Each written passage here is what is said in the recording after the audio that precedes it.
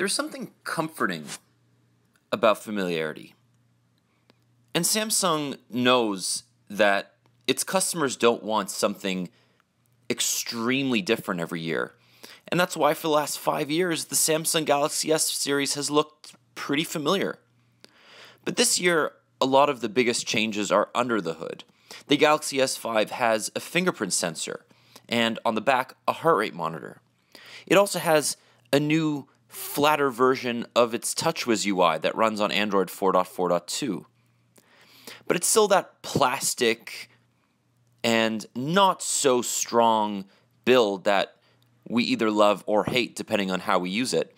But this year, there is water resistance and dust proof that adds something tangible, something important. It makes it utilitarian. The Galaxy S5 also adds an amazing 16 megapixel camera sensor that a lot of people are going to love. But at its core, it's the software that's the most important change.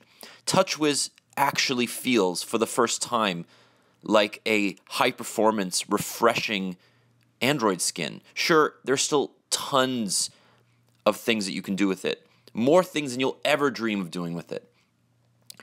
And some UI quirks, like having to drag a icon to create folders, they're frustrating and they make no sense, but this is actually a very good experience.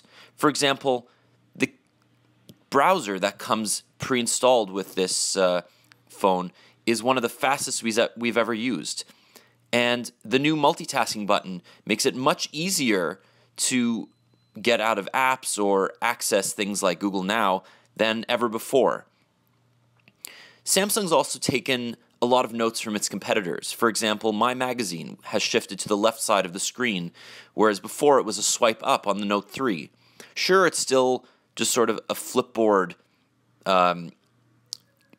container, but it's better than it used to be.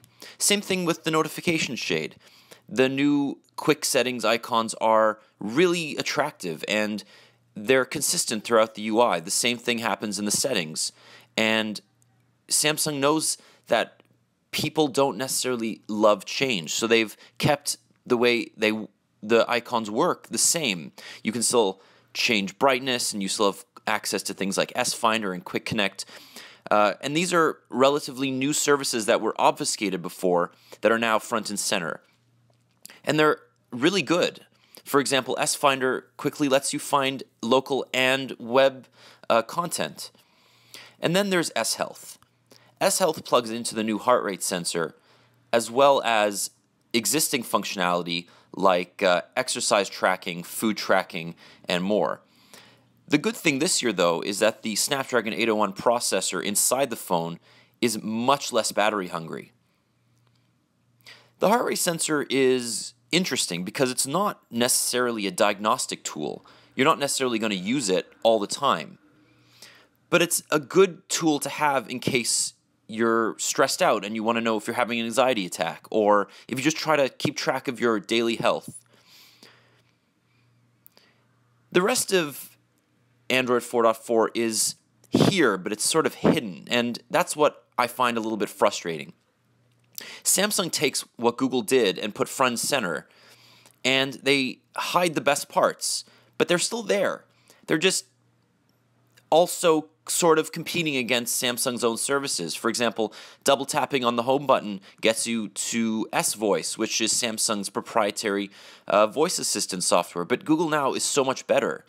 And then there's something like Toolbox here, which adds a sort of chat head on top of other apps that let you quickly go into cameras or a memo app, for example.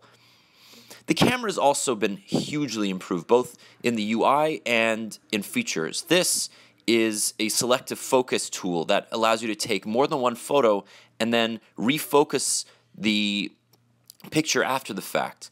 It's a really useful tool, but HTC does it better in the One M8. It doesn't really work that well because Samsung only has one sensor here, so it has to take two photos. If there are moving parts, then you're going to see differences in the two photos.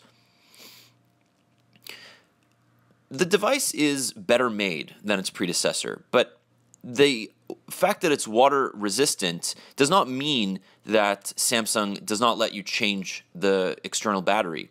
This is still a micro SIM device, so you're not going to need a new SIM if you're upgrading from the S4 or S3. It has that gasket that you can see on the back. That's very good for, taking to the beach and not having to worry. But there is that latch on the bottom. And updates to apps like Samsung apps, they're good. But again, nobody's going to use them. Same with S Note. It's great that it's here, but there's no S Pen to use it with. So it's sort of like LG's own Note app, and that's just kind of boring, but it's there and it's great. But other apps, for example, the messages and memo apps, they're flatter, they're less intrusive, and they're pretty. And I really thought I would never say that about a Samsung UI. It's actually really useful. And I enjoyed using TouchWIZ for the first time in probably 5 years. The first version of TouchWIZ was very iOS-like. Just because this is flatter does not necessarily make it more iOS-like.